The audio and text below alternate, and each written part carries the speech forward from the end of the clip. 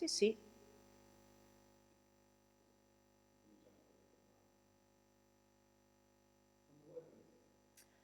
Buon pomeriggio. Quest'oggi desideriamo sottoporvi alcune riflessioni circa il teatro musicale di Mozart, con particolare riferimento alle tre ormai famose opere cosiddette all'italiana, Le nozze di Figaro, Don Giovanni, Così fan tutte e Al flauto magico.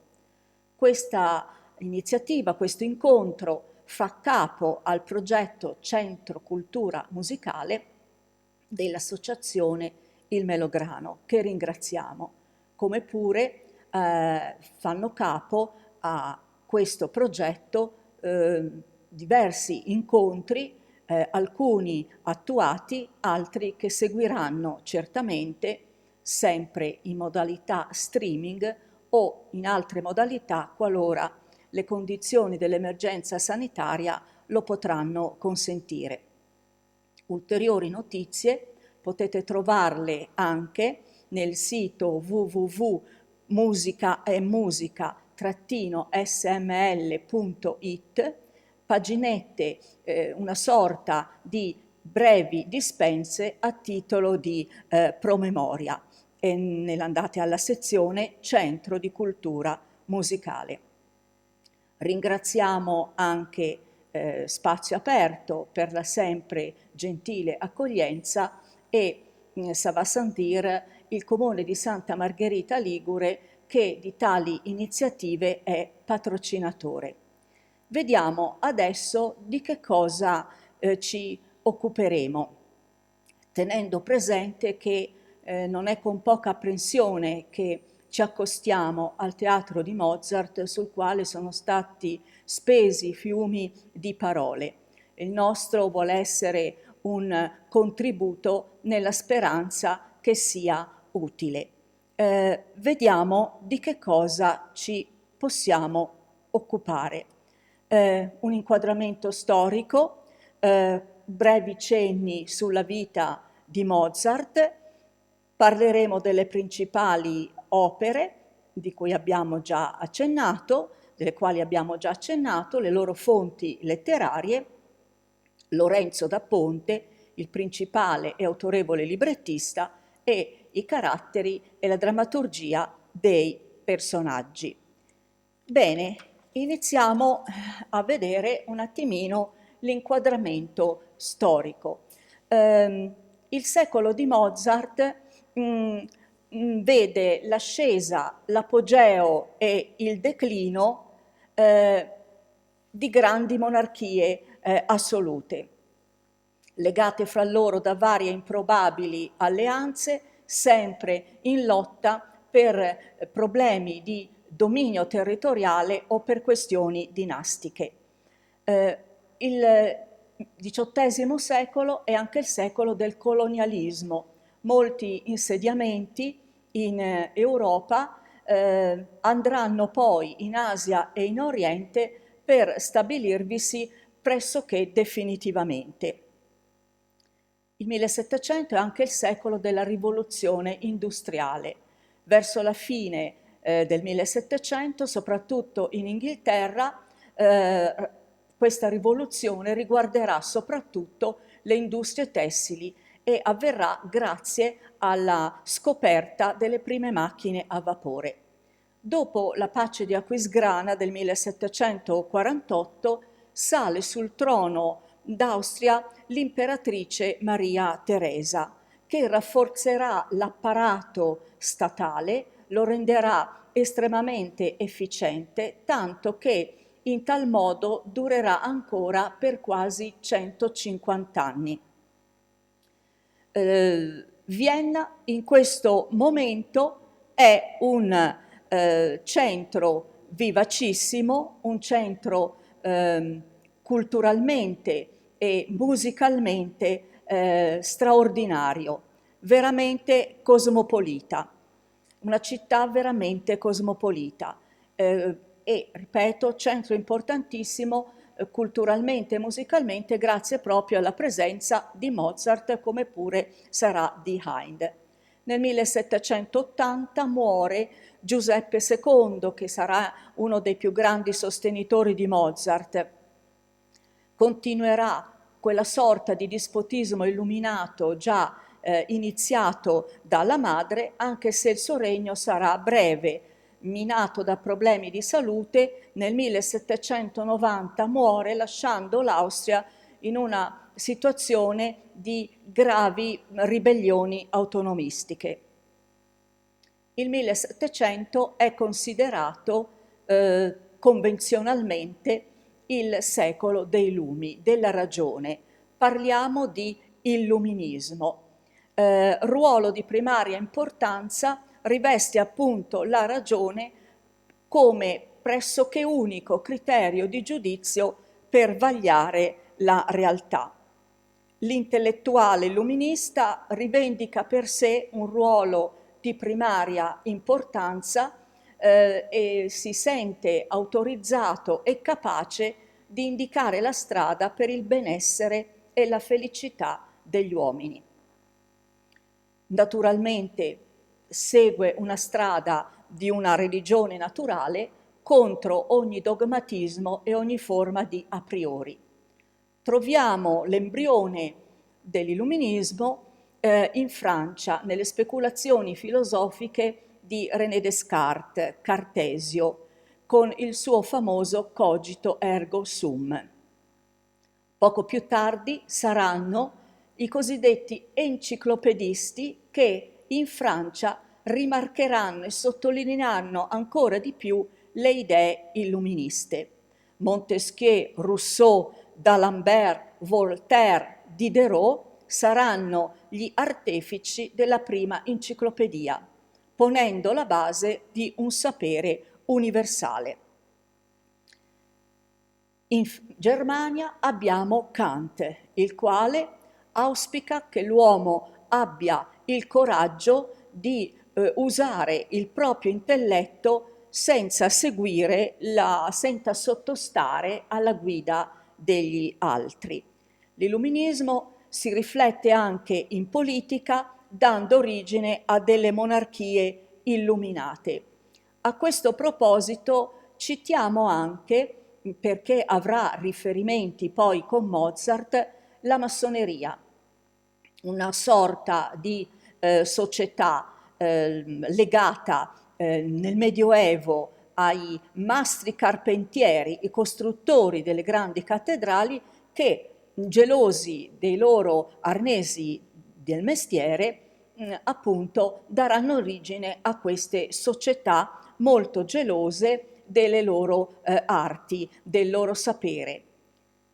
Poi ovviamente queste cosiddette logge massoniche avranno tutta una loro strada, tutto un loro iter fin quasi ai giorni nostri. Molte potenze però si irrigidiscono in posizioni di estremo dispotismo, non accoglieranno questa sorta di tirannide illuminata, generando invece una grande frattura fra le classi sociali e dando vita, quindi causando quelle ben note ribellioni che conosciamo, come ad esempio la Rivoluzione francese e così via. Mozart nasce a Salisburgo nel 1756 e muore a Vienna nel 1791. Il padre, Leopold, compositore e maestro, insegnante, è tanto orgoglioso del figlio, tanto da fargli esclamare una frase rimasta famosa: miracolo che Dio ha fatto nascere a Salisburgo. Impiega tempo, denaro, energie per l'educazione musicale del figlio, che sponsorizza in tutti i modi, gli fa proprio da manager e lo porta insieme alla sorella Marianna ad esibirsi nei centri più importanti, centri musicali più importanti del momento, tanto che Mozart a 6 anni tiene il suo primo concerto presso la corte a Monaco del principe elettore Massimiliano III. Per 3 anni la famiglia Mozart, sempre più orgogliosa del figlio, porta il ragazzo nei centri musicali più importanti, ancora continuamente ad esibirsi. Intanto nel 69 Mozart viene nominato a Salisburgo Concertmeister, ma saranno 3 viaggi in Italia importantissimi per la formazione del musicista. Dal 1769 al 1773 Mozart compie 3 viaggi nelle più importanti città d'Italia, con brevissimi ritorni a Salisburgo, dove compone, suona, impara. Qui conosce Piccinni, conosce Parini, uno dei poeti di chiara fama del momento, che nel 1771 compone per Mozart il libretto Ascanio in Alba. Ma è estremamente fecondo l'incontro a Bologna con padre Martini, uno dei nostri teorici più rappresentativi del contrappunto barocco. Intanto nel 73 Mozart viene assunto come musicista di corte presso l'arcivescovo Colloredo, inizialmente a lui favorevole, ma poi il teatro verrà chiuso, le finanze di Mozart saranno sempre più precarie e il musicista è costretto a recarsi in altre città come Parigi, Monaco, Mannheim, nel tentativo di trovare lavoro. Intanto nel 78 muore la madre. Mozart è estremamente addolorato e deluso, poiché non riesce più a trovare in patria quel successo che invece all'estero, in altre città fuori Salisburgo, quel successo che gli veniva invece decretato. Così deluso si reca a Vienna nel 1781, dove vi resterà stabilmente. Qui conosce Costanza, la figlia della vedova Weber, che poi sposerà. Intanto muore anche il padre nell'87, che in pratica lascerà tutte le sue sostanze alla figlia Marianna, lasciando Mozart praticamente diseredato e povero. Un momento di felicità e di serenità Mozart lo trova quando nel 1787 Giuseppe II lo nomina compositore di corte, e sarà proprio in questo momento che Mozart conoscerà Lorenzo da Ponte e che verranno pian piano costruite le opere di cui poi parleremo. Ma nel 1790 Giuseppe II muore e il successore, Leopoldo II, non solo non lo favorisce, ma non accoglie neanche le sue proposte lavorative. Nel 91 non sappiamo per quali motivi Mozart rifiuta un incarico a Londra, però riprende tuttavia la sua attività produttiva ai soliti ritmi. Intanto, minato nel fisico dalla salute precaria, a Praga Maria Luisa commenta in modo spregiativo e negativo l'opera La Clemenza di Tito, che Mozart aveva scritto per celebrare l'incoronazione di Leopoldo II a re di Boemia.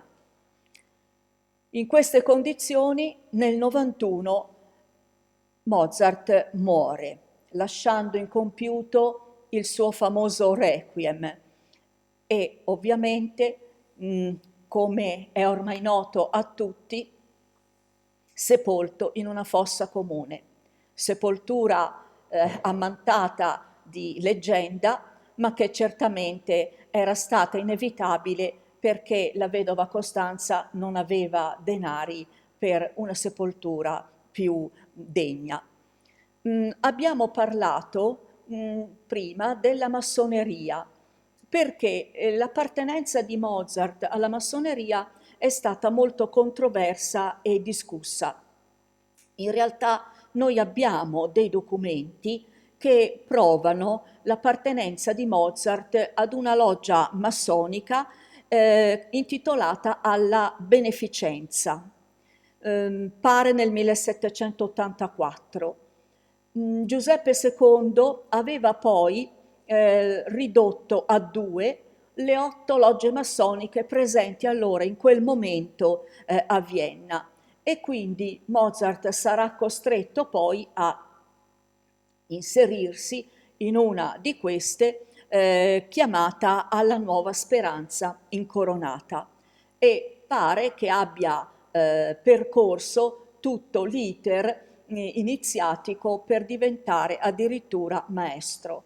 È certo che questi richiami massoni noi li ritroviamo soprattutto nel flauto magico, ed è chiaro comunque l'intento di Mozart di essere contro ogni forma di intolleranza religiosa, contro il militarismo, contro ogni forma di fanatismo.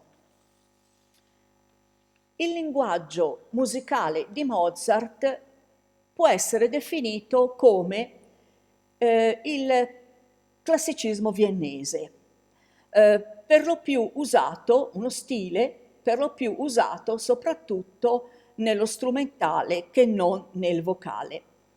Mozart organizza le proprie idee musicali soprattutto attraverso la forma sonata, una forma divisa in 3 parti, strutturata appunto in 3 parti.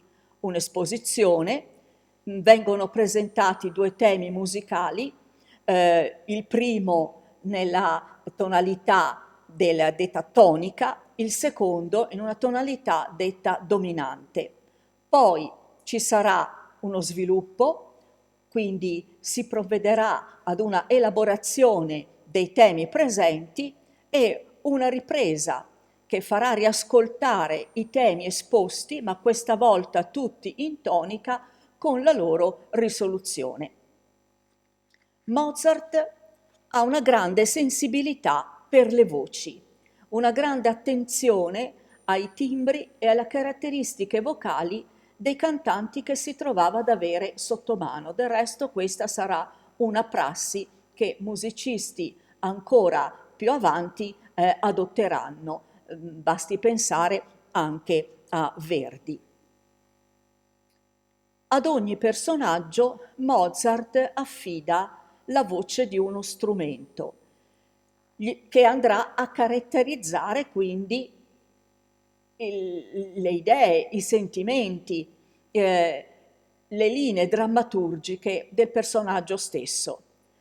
Se gli strumenti aiutano a sottolineare allusioni, sensi, simboli, pensiamo per esempio al corno che Mozart spesso associa all'infedeltà, abbiamo anche tutta una serie di strumenti. Gli archi ovviamente sono privilegiati, ma abbiamo anche flauti, clarinetti, oboi, pensiamo per esempio ai tromboni associati all'aldilà, al soprannaturale, pensiamo agli ottoni usati nei momenti più densi dell'azione.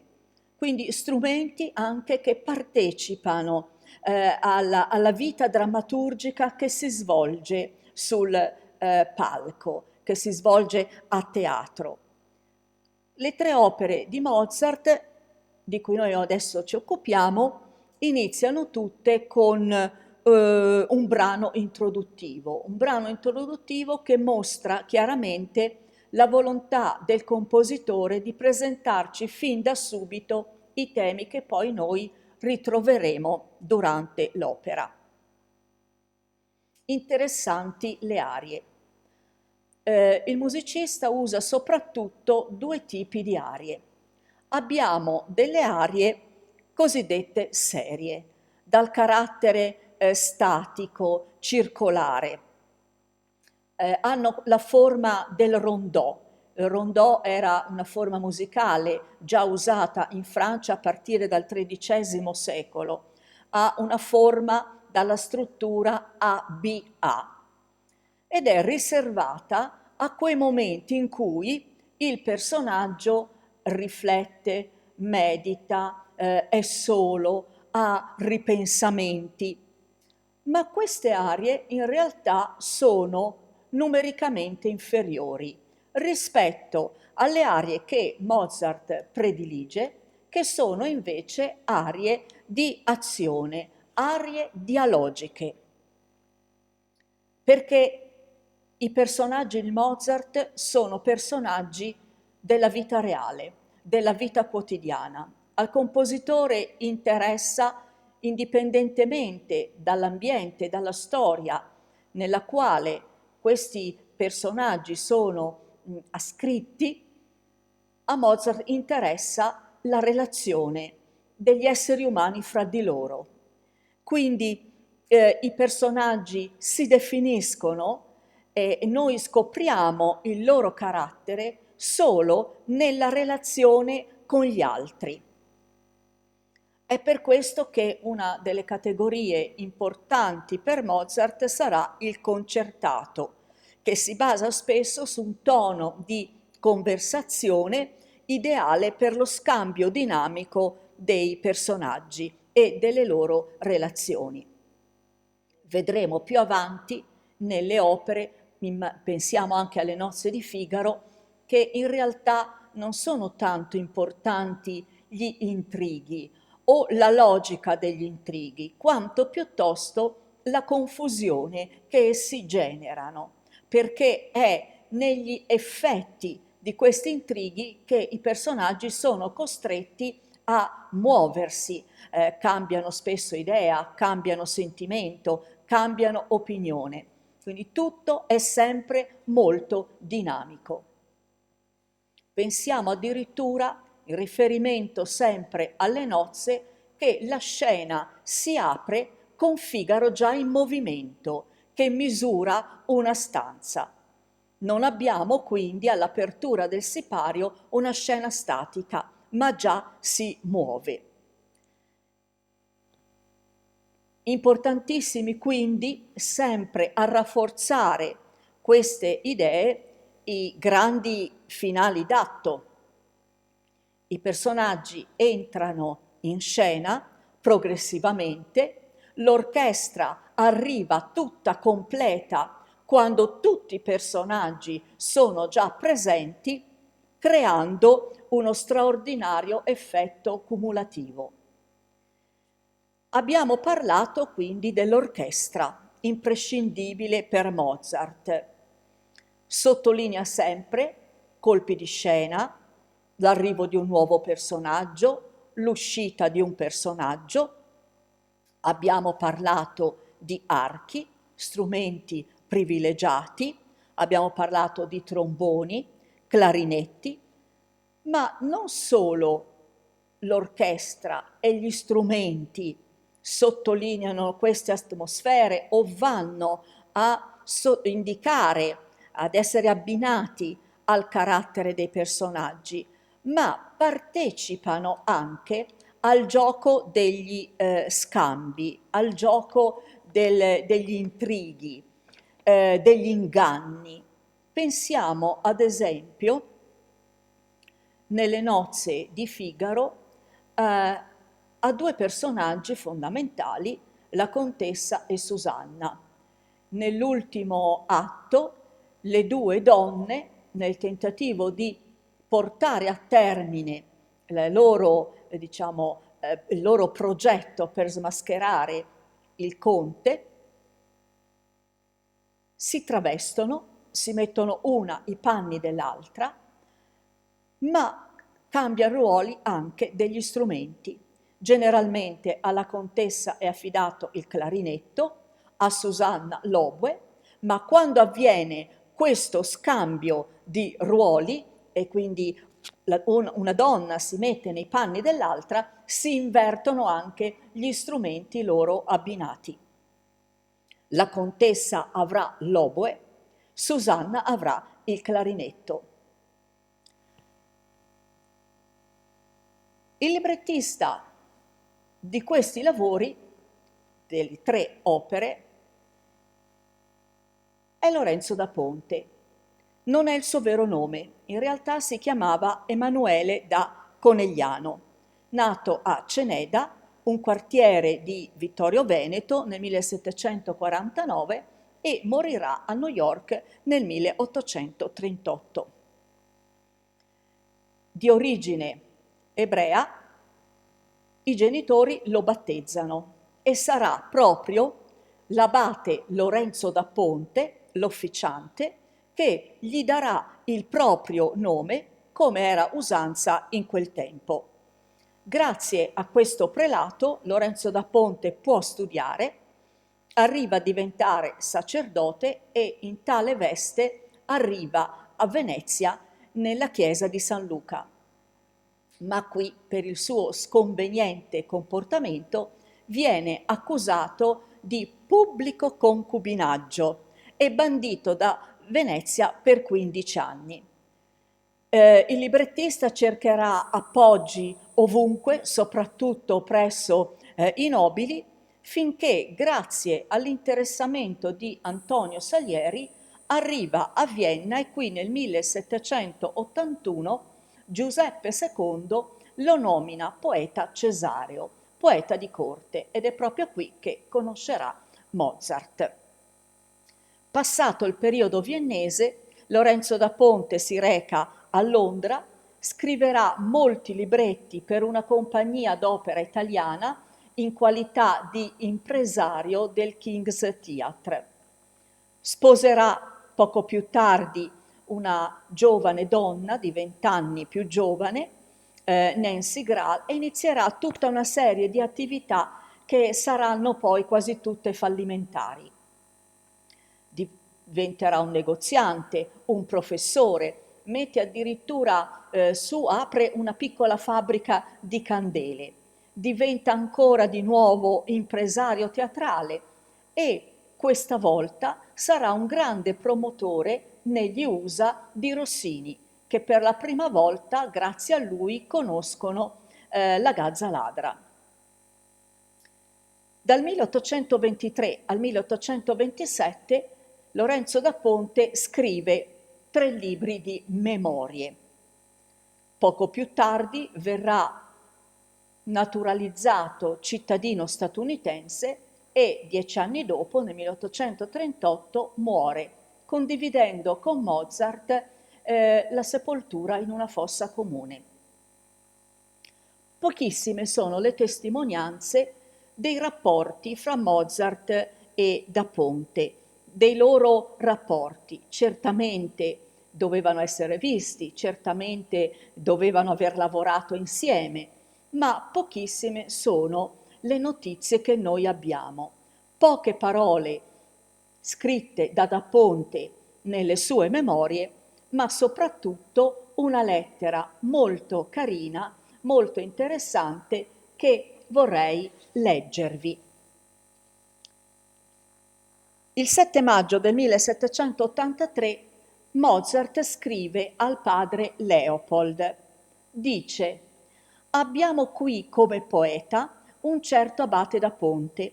Attualmente costui ha un sacco da fare per le correzioni per il teatro.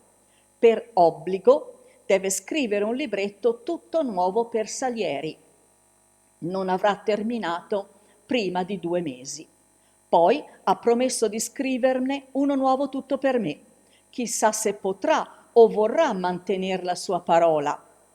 Voi sapete bene che i signori italiani sono molto amabili in faccia, basta li conosciamo. Se è d'accordo con Salieri, non riceverò nulla per tutta la mia vita, eppure vorrei tanto mostrarmi anche in un'opera all'italiana». Da Ponte non solo smentisce queste parole, ma anzi scriverà per Mozart 3 dei libretti più belli e famosi di tutta la storia della musica. Lorenzo da Ponte ha avuto una grande capacità. È stato consapevole di dover rinunciare, di fare un passo indietro, di rinunciare al suo orgoglio di poeta e di scrittore per assecondare invece il taglio musicale e drammaturgico voluto da Mozart, questa volta accettando l'idea che doveva essere la poesia serva della musica e convinto che solo la musica di Mozart poteva cesellare il carattere drammaturgico dei personaggi. Quindi Da Ponte è abile nel dare questo taglio scenico. Certamente conosceva molto bene le regole di costruzione del libretto del Settecento, ma è anche capace di sovvertirle per esigenze drammaturgiche. Prendiamo ad esempio le rime. Mai fine a se stesse. Vi ricordo la seduzione di Don Giovanni nei confronti di Zerlina. Vieni, mio bel diletto. L'aria inizia là ci darei la mano, opera, un momento molto famoso, vieni, mio bel diletto. In questo caso le rime sono baciate, A, A, B, B. Ve le leggo. Vieni, mio bel diletto, mi fa pietà Masetto. Io cangerotto a sorte, presto non son più forte. Perché? Perché in realtà in questo momento Zerlina è sedotta da Don Giovanni, gli risponde perfettamente, c'è sintonia. Zerlina ne è attratta, quindi le rime combaciano. Ma se noi prendiamo ad esempio nelle nozze di Figaro il duetto fra Conte e Susanna, le rime invece sono alternate a B, A, B. Ve le leggo. Molto semplici. Il Conte, dunque in giardin verrai? Se piace a voi verrò. E non mi mancherai? No, non vi mancherò. Vedete che in questo caso le rime sono alternate, perché in realtà Susanna prende in giro il Conte, fa solo finta di essere sedotta, in realtà non lo è. I due non si attraggono e rimangono distanti e quindi anche le rime non possono essere baciate. Questa è la grande capacità di Da Ponte. Veniamo adesso a un esame delle singole opere. Naturalmente non sarà possibile in questa sede, ma forse in nessuna sede, essere esaustivi, esaurire il teatro di Mozart e dare dei sufficienti contributi all'esame di questi lavori. Le nostre vogliono essere solo delle pillole di riflessione. Nel catalogo autografo che Mozart aveva iniziato a scrivere a partire dal 1784 troviamo scritto 29 aprile 1786, Le nozze di Figaro, opera buffa in 4 atti, catalogata poi K492. L'opera va in scena 2 giorni dopo con discreto risultato al Burgtheater di Vienna, ma sarà solo a Praga che riuscirà ad avere una grande popolarità, tanto che i giornali del luogo diranno non si è mai visto un successo così grande.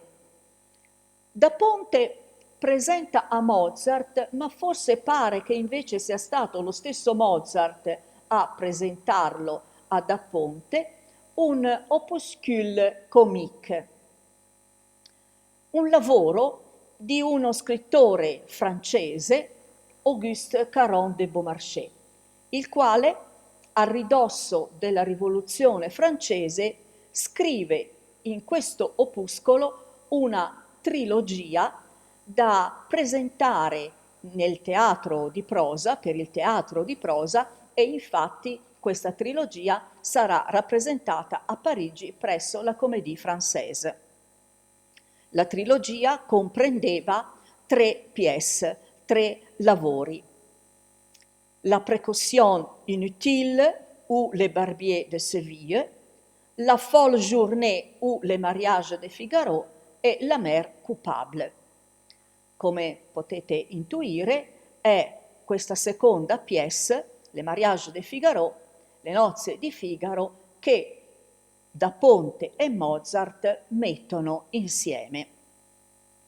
Il lavoro di Beaumarchais è un lavoro molto politico, dialogato, verboso, certamente un lavoro di critica e di polemica nei confronti delle monarchie assolute, dei tiranni e dei nobili, per mettere invece in risalto la figura di personaggi servi, ma che non dovevano più essere subalterni.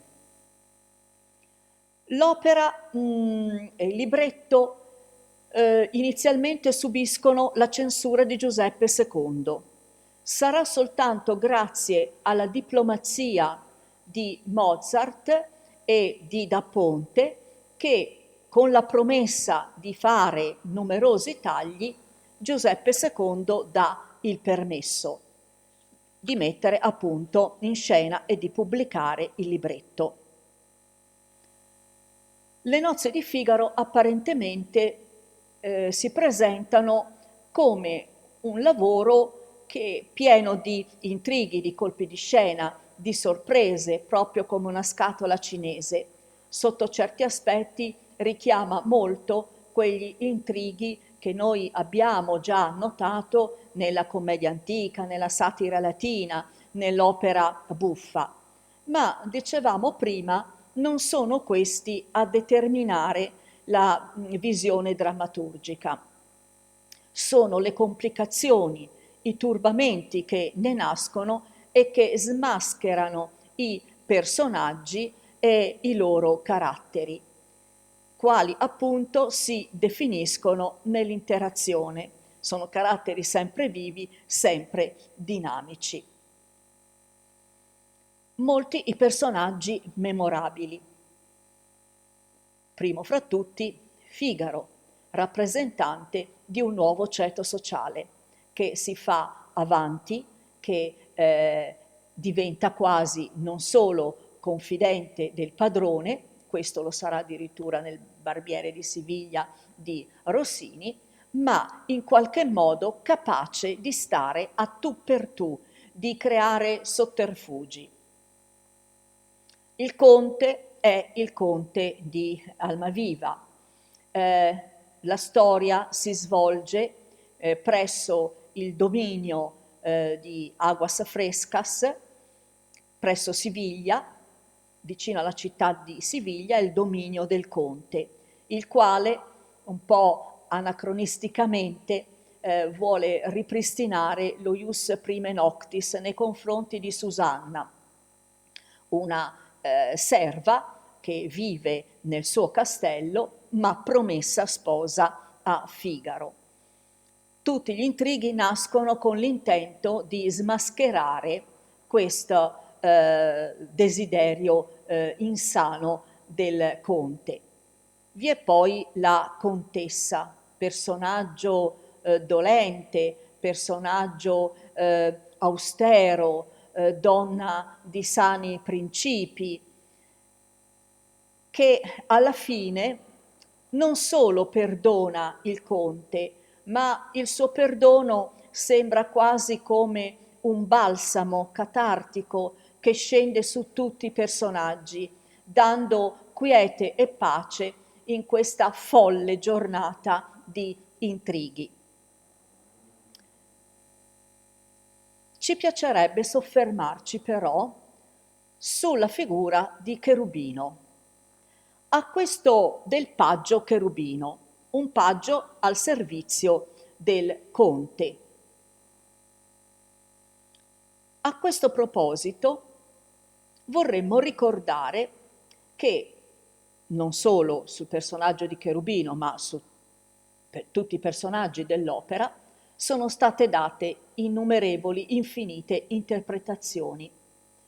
Desideriamo proporvi un'interpretazione certamente nota, molto valida, molto affascinante, che non sempre viene, diciamo, seguita. È l'interpretazione che ne dà il filosofo danese Søren Kierkegaard, il quale in un suo ultra famoso testo Out Out, pubblicato nel 1843, scrive, parla di Don Giovanni, parla dell'eros, della seduzione. Parole che poi sono state estrapolate e inserite in saggi a sé stanti. L'interpretazione di questo filosofo non riguarda solo le singole opere, ma ciò che è interessante è che vede questi lavori come parti, momenti di un'unica grande visione drammaturgica, di un'unica grande concezione teatrale. Cherubino è un paggio dalle sembianze quasi femminili, adolescente, inquieto, perennemente innamorato, che ha voce di donna, il cui ruolo è quasi esclusivamente quello di creare turbamento, di turbare.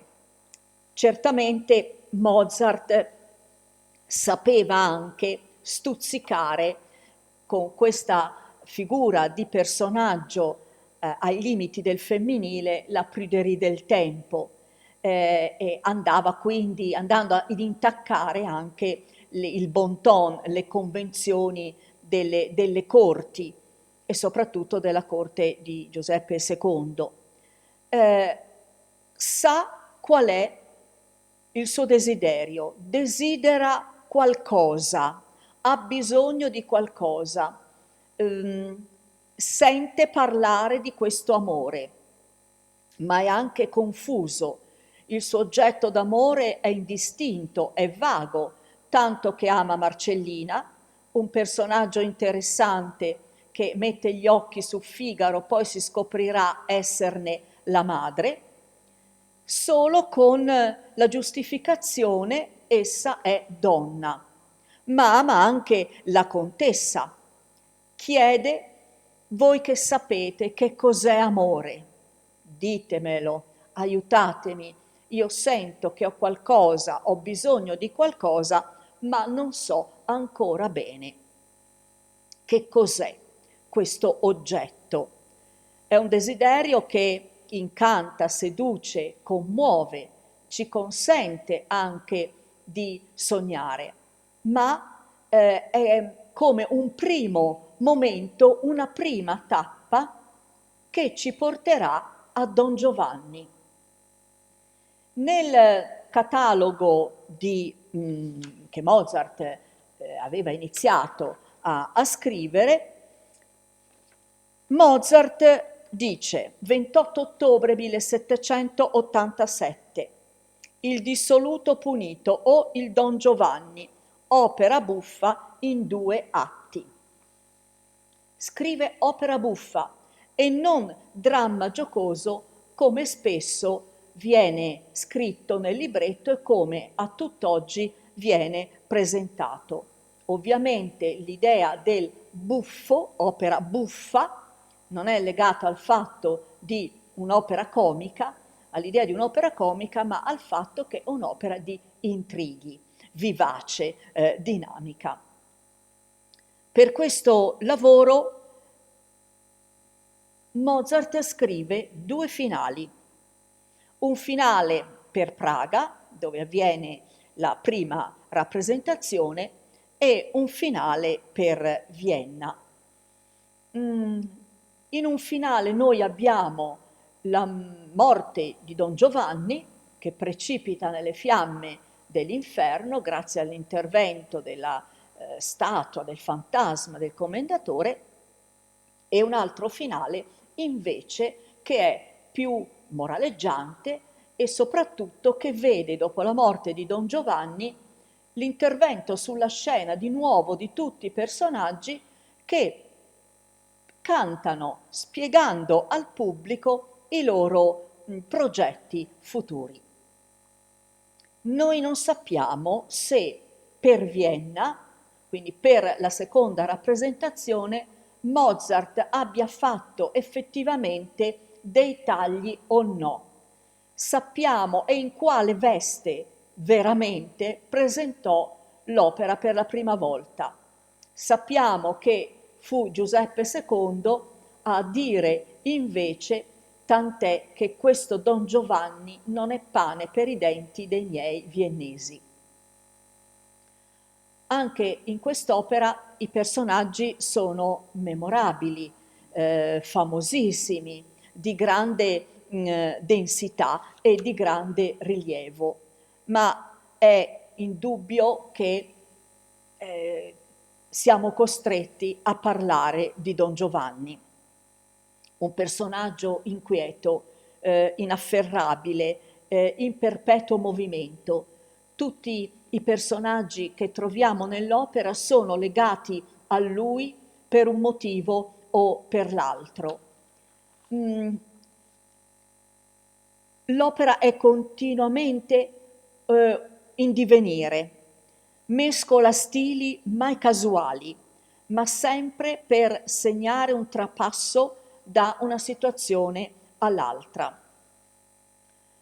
Abbiamo due piani di personaggi alti, come Donna Anna, Donna Elvira, e personaggi bassi, ai quali Mozart associa lo stesso Don Giovanni, il quale, del resto, nella sua continua opera di seduzione, dice che non disdegna queste contadinotte. Molte le fonti di questo lavoro. Potremmo pensare a Molière, a Goldoni, a Lord Byron, ma certamente fonte privilegiata un'opera di Tirso de Molina, un monaco gesuita, autore di moltissimi autos sacramentales, una sorta di nostre sacre rappresentazioni, che nel 1616 o nel 1630, secondo altre fonti, scrive un lavoro in versi intitolato El burlador de Sevilla y convidado de piedra. Anche in questo caso ci soccorre la affascinante interpretazione del filosofo Kierkegaard. Se è vero che Cherubino cerca un oggetto d'amore indistinto, Don Giovanni lo ha trovato. Sa bene che cosa vuole. Cerca l'amore femminile, ma cerca nella donna, in ogni singola donna, l'universale che possa comprendere tutte le caratteristiche di tutte le donne. Cerca l'ideale d'amore, cerca l'ideale femminino. Non si stanca e con potenza veramente titanica e demoniaca cerca di arrivare all'universale, a trovare l'universale nel singolo, non potendo ovviamente arrivarci. Il famoso catalogo di Leporello, Madamina, il catalogo è questo, sarebbe assolutamente ridicolo se noi lo dovessimo prendere realisticamente, ma diventa metafora dell'incessante, mai soddisfatto desiderio di Don Giovanni di perseguire questo ideale. Non possiamo assolutamente pensare che questo personaggio si possa paragonare ad un volgare playboy. Quando non abbiamo, fra l'altro, nessun elemento che ci consente di dire che in realtà Don Giovanni ha poi concluso qualcosa. Quando Don Giovanni cerca di sedurre Zerlina e arriva donna Elvira, sposa promessa, ma poi diciamo delusa, tradita, che cerca Don Giovanni nel tentativo di redimerlo, arriva appunto donna Elvira che cerca di portare via Zerlina, di sottrarla alle grinfie di Don Giovanni nel tentativo di salvarla. Don Giovanni, rimasto solo, dice che tutti i miei piacevoli progressi vanno male tutti quanti. Questo ci autorizza a pensare appunto che in realtà Don Giovanni non concluda mai niente, ma con consapevolezza cerca titanicamente il sublime, cerca qualcosa di più alto. Naturalmente questa continua tensione non solo lo rende un personaggio grandioso, degno di entrare nel panorama della letteratura e della storia della musica, ma lo rende anche un personaggio tragico, perché questa insoddisfazione di non trovare mai ciò che cerca genera angoscia. Quindi Don Giovanni diventa un personaggio tragico, desidera l'assoluto ma non può ottenerlo perché Dio, l'aldilà, ha posto dei limiti all'uomo. Don Giovanni rappresenta quel tipo di uomo che gli antichi greci avrebbero detto dotato di hybris, di violenza, che non è solo una violenza fisica, ma è tracotanza, superbia. Ma proprio questo sforzo di Don Giovanni paradossalmente finisce per conferire e ridare anche dignità al piano umano, con il quale esiste sempre una continua dialettica, perché solo nel tentativo quasi aristotelico di cercare l'infinito e il sublime la vita può avere un senso e una dignità. Don Giovanni cerca la propria strada, tanto da sfidare l'aldilà, tanto da sfidare l'ultraterreno e responsabilmente, consapevolmente accetta la propria punizione. Punizione che non è solo, ripetiamo, per i suoi intrighi, per le sue seduzioni, nelle quali fra l'altro consiste solo esclusivamente il suo unico piacere. Seduce per il puro senso di sedurre, ma il suo è anche un peccato di conoscenza. Vuole arrivare ad una conoscenza assoluta, in questo caso conoscenza d'amore. È in buona compagnia. Pensiamo anche all'Ulisse di Dante, al famoso righe fatti non foste a viver come bruti, ma per seguir virtute e conoscenza. Pensiamo a un Faust che cerca titanicamente il senso della vita e per questo dà l'anima al diavolo.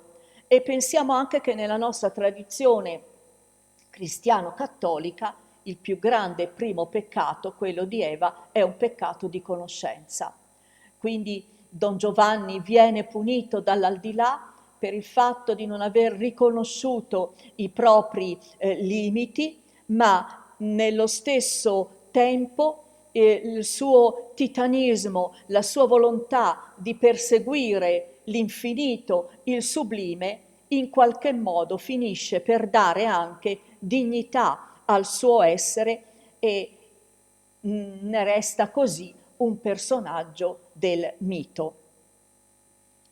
La dignità non è altro che in questa continua, tragica, perenne dualità. Sempre nel catalogo di Mozart, K588, si legge gennaio 1790. Così fan tutte, ossia la scuola degli amanti, opera buffa in 2 atti, rappresentata per la prima volta al Burgtheater nel 1790, appunto. Pare che il primo libretto sia stato affidato inizialmente a Salieri, poi passato a Mozart per non si sa quali ben precisi motivi. Anche in questo caso molte possono essere le fonti, alcuni libretti di Goldoni, le relazioni pericolose di Laclos, forse una frase stessa detta da Giuseppe II a Da Ponte nel riferire un fatto di cronaca realmente avvenuto a Trieste, e pare che l'imperatore avesse concluso: beh, purtroppo tanto così fan tutte. E si potrebbe persino pensare al 28° canto dell'Orlando Furioso di Ludovico Ariosto, ad un momento in cui si parla di 2 amici che cercano di smascherare o di verificare la fedeltà delle fidanzate. L'opera inizialmente non ebbe successo, cadde in una sorta di oblio. Sarà soltanto Richard Strauss che, dirigendola a Monaco nel 1897, la riporterà in auge. È un'opera estremamente delicata, estremamente raffinata e di non facile comprensione, pur nella semplicità della trama. In una bottega di caffè, 2 giovani, Ferrando e Guglielmo, meditano sulla fedeltà delle loro rispettive fidanzate, Dorabella e Fiordiligi. Un sedicente filosofo, Don Alfonso, insinua che la fedeltà non esiste e li convince ad una scommessa in denaro. Suggerisce ai 2 giovani di fingere di partire per il militare e di ritornare poi sotto mentite spoglie. In realtà ritorneranno travestiti da militari albanesi e di corteggiare uno la fidanzata dell'altro nel tentativo di verificarne appunto la fedeltà. Quindi non c'è una grande trama, abbiamo fin da subito una tesi che poi deve essere dimostrata. È un'opera che gioca su continue parodie, su continui riferimenti, allusioni, c'è una fittissima rete di rimandi, un rapporto fra simmetrie e asimmetrie, tutto diventa finzione, gioco di specchi, a dimostrazione della fragilità delle convenzioni e delle convinzioni umane. Ma quando si insinuano nelle pieghe di questi travestimenti sentimenti umani, allora il gioco cambia, la situazione cambia. Le parodie finiscono, gli scherzi finiscono e ci troviamo di fronte a semplici, autentici sentimenti. Pensiamo ad esempio al famoso terzetto, le 2 ragazze Dorabella e Fiordiligi e il filosofo Don Alfonso, e nell'aria soave sia il vento, che in una sola strofa di 5 versi senari noi qui abbiamo un momento magico, sonoro, sospeso quasi nell'aria. Sembra persino, come dire, lontano dalla realtà della vita quotidiana. La riconciliazione finale dei fidanzati suona molto amara e precaria.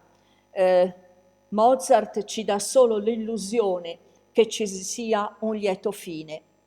Quando tutti i personaggi entrano uno alla volta nel brindisi finale cantato a canone e nel tuo, nel mio bicchiero, abbiamo, come dire, l'idea che questa accettazione, questo perdono, questa riconciliazione sia necessaria, ma non sia così felice, ma che non dia felicità. Tutto questo gioco fra realtà e finzione, sincerità, ambiguità, beffa, perdono, rientra nel gioco della vita del quale occorre prendere atto e accettarlo, sia pur amaramente. Il discorso cambia con il flauto magico, opera indicata come K620. Il titolo originale dell'opera è Die Zauberflöte, in lingua tedesca,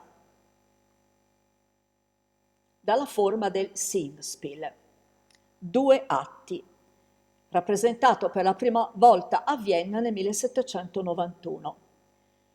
Libretto di Emanuel Schikaneder, che Goethe aveva riconosciuto come un capolavoro.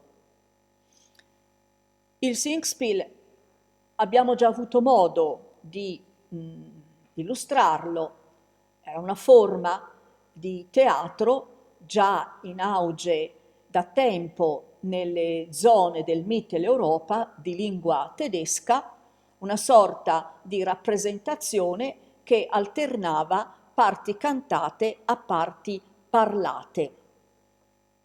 L'argomento è essenzialmente un argomento fiabesco, ricco di intenti morali, di riferimenti massoni. Ci troviamo qui in un improbabile Egitto fantastico. Moltissimi sono i richiami. Pensate ad esempio che i nomi di Tamino e Pamina si richiamano addirittura all'antica lingua egiziana Ta-min e Pa-min, che significano servo e serva dell'antico dio egizio Min, che era un'antichissima divinità legata alla fertilità. Come pure il nome di Sorastro, il grande sacerdote della saggezza, ci richiama indubbiamente a Zoroastro, questa divinità persiana, di origine persiana.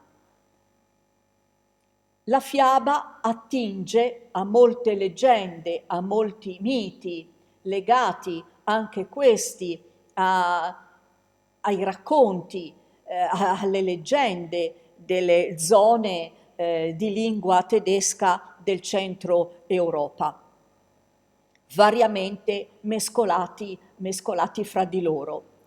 I piani di lettura sono 2 piani che si possono leggere sia in orizzontale che in verticale. Abbiamo la dualità di stampo massone, ma che poi sarà ripresa addirittura anche nel romanticismo. Buoni, cattivi, bene, male, cielo, terra, luce, tenebre, e un piano verticale di personaggi alti e bassi. Tamino e Pamina sono personaggi alti. Tamino è un principe, Pamina la figlia della regina della notte, una principessa, che grazie al suono di un magico flauto riescono a superare delle prove dei 4 elementi, acqua, fuoco, cielo, terra, per arrivare, per giungere, come una sorta di prove di iniziazione, per giungere ad un mondo superiore di saggi illuminati. Sembra che Mozart ci voglia indicare che sono le virtù naturali che l'uomo può avere se usate con coraggio, con lealtà e con amicizia, sono doti naturali che possono consentire da sole all'uomo di conquistare saggezza e quindi potere. Molte le scelte stilistiche che usa Mozart in quest'opera, così variegata, le seghettature taglienti della Regina della Notte, che arriva addirittura a un fa sopraacuto, il canto popolare di Papageno, una mitica e poetica creatura che rappresenta un po' l'uomo comune, che ha diritto anche lui alla felicità, anche se non vuole o non può arrivare agli alti ideali a cui invece riescono ad arrivare Tamino e Pamina. Questo lavoro è una sorta di enciclopedia degli stili del Settecento. È presente il corale luterano, è presente il contrappunto bacchiano, è presente musica sacra, musica di tipo popolare, è presente un'arietta viennese, quindi una sorta di grandissima enciclopedia stilistica e musicale, il tutto fusa in un'atmosfera fiabesca ed incantata che si apre quasi al romanticismo. Ancora una volta ci soccorre Kierkegaard. Se Cherubino ha ancora un oggetto d'amore indistinto, se Don Giovanni sa che cosa vuole, anche se non può ottenerlo, Papageno, questa creatura fantastica, scopre invece che cosa vuole, ma anche l'ottiene perché sa accettare la sua finitudine. E solo questo lo rende vivo, felice e gioioso. Si accontenta di una mogliettina carina, di figli, di un buon vino, di un buon cibo. Quindi è come se Mozart in queste opere ci presentasse una visione della vita. Si può cercare il sublime se all'inizio non sappiamo bene cos'è questo nostro desiderio. Quando lo troviamo, quando sappiamo che cos'è, non lo possiamo però ottenere, perché Dio, l'aldilà, ci ha posto dei limiti e solo come un personaggio, appunto come Papageno, riconoscendo i propri limiti, può accettare anche quella gioia serena e quella felicità che in terra si può avere. Per quanto riguarda queste opere, che necessariamente abbiamo un po' visto in generale, voi capite che non sarebbe possibile approfondirle tutte degnamente, né proporre esattamente per filo e per segno tutte le trame che crediamo comunque note ai più. Vi suggeriamo alcune arie da tenere in considerazione. Ad esempio, nelle nozze di Figaro. Ovviamente, se vuol ballare, signor Contino, è Figaro che si mette a tu per tu con il conte e dice in pratica te la farò vedere io, no? Quindi emerge questa figura di servo non subalterno che in qualche modo viene fuori da quella che sarà la rivoluzione francese. È un nuovo rappresentante di questo nuovo ceto sociale. Non più andrai farfallone amoroso, ovviamente. si tenta di mandare via Cherubino perché è un elemento di disturbo. Porgi Amor, la contessa, figura dolente, aria statica, aria composta, aria circolare. Il conte che cerca di sedurre Susanna, crudel, perché finora? E dove sono i bei momenti? La contessa che rimpiange il passato, come pure De vieni non tardar di Susanna, che finge di accettare la corte del conte, aria che susciterà la gelosia di Figaro.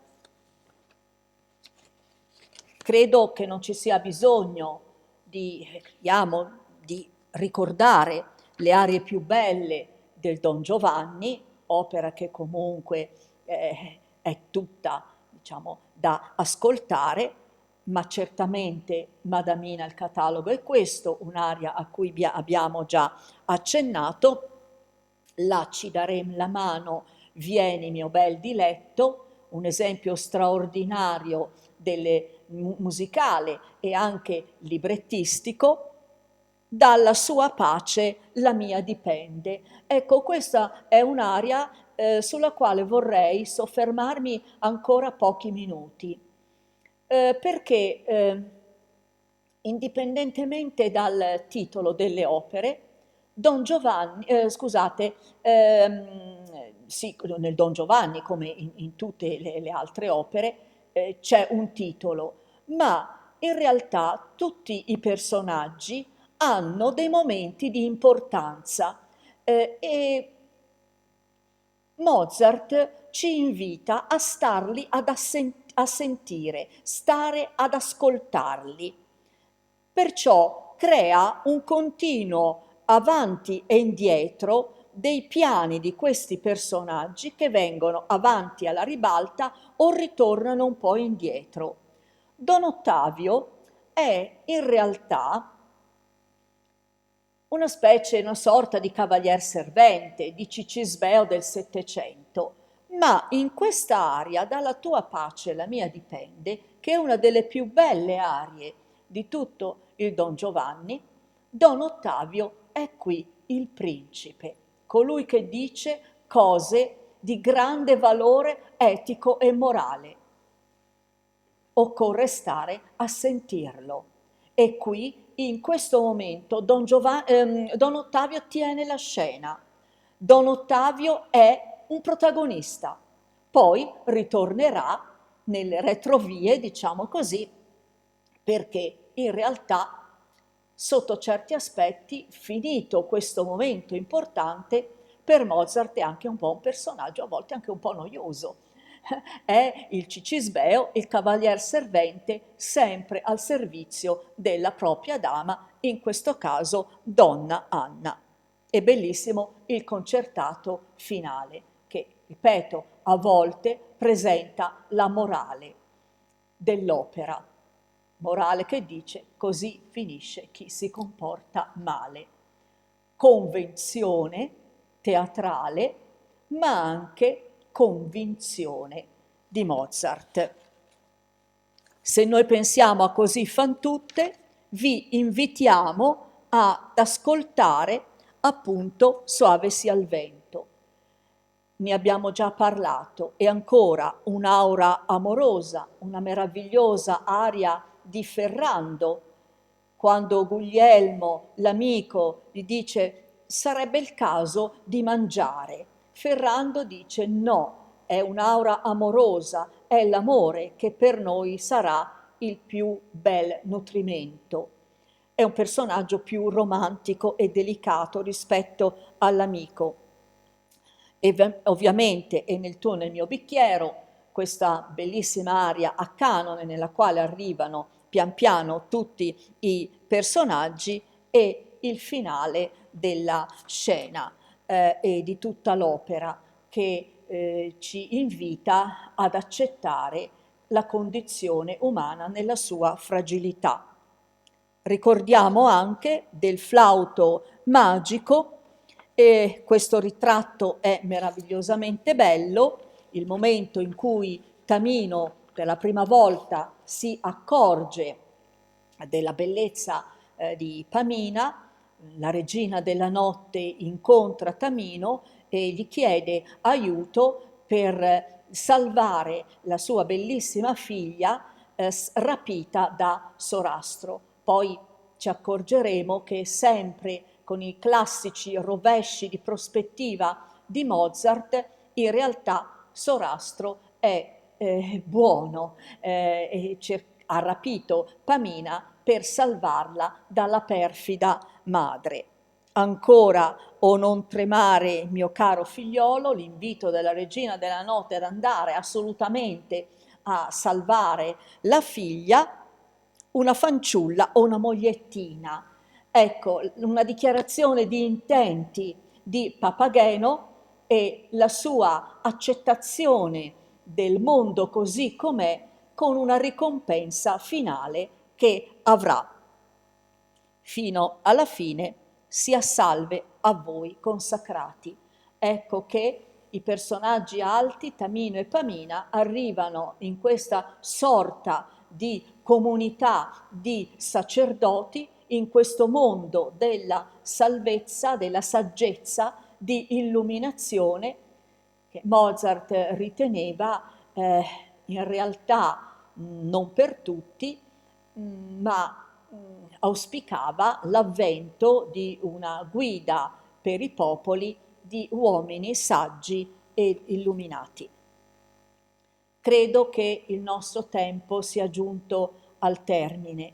Vi ricordo il prossimo incontro che avverrà via streaming sabato 20 marzo alle 16:30 e che riguarderà il pre-romanticismo da Goethe a Beethoven. Grazie per la cortese attenzione.